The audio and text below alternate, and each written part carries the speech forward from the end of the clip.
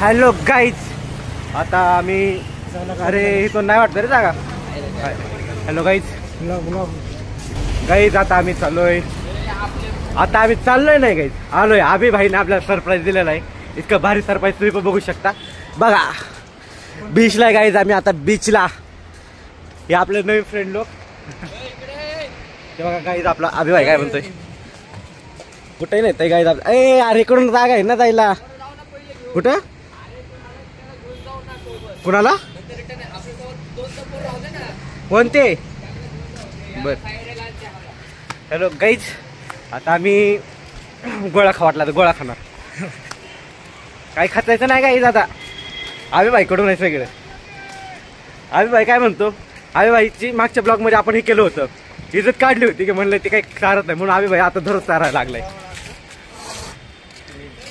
अरे ती त्यांची गाडी आहे रे. काही आता हे गोळा बघा तुम्ही. आता इथं आपल्याला जायचंय आणि इथं गाईज इतकी बेकार मिसळ पाव होता गाईज, काय सांगू तुम्हाला. नाही रे बाबा, किती भारी होता बघा गाईज, मला आवडलाय. पण पुण्यासारखा नव्हता गाईज. पुण्यात मिसळ पाव एकदम क्वालिटी, इथला नाही.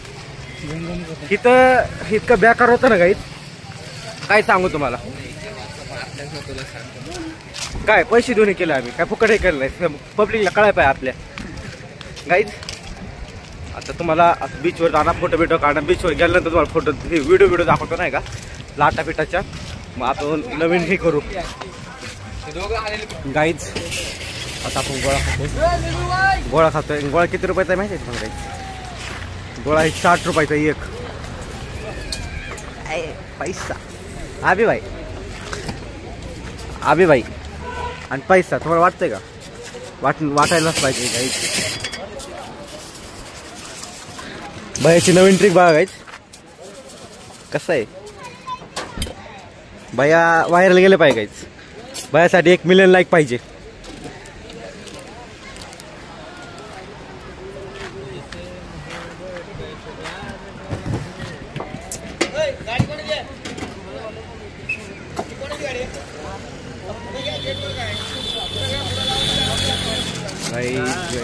तिथं पार्किंग सुद्धा करू देत नाही गाईज.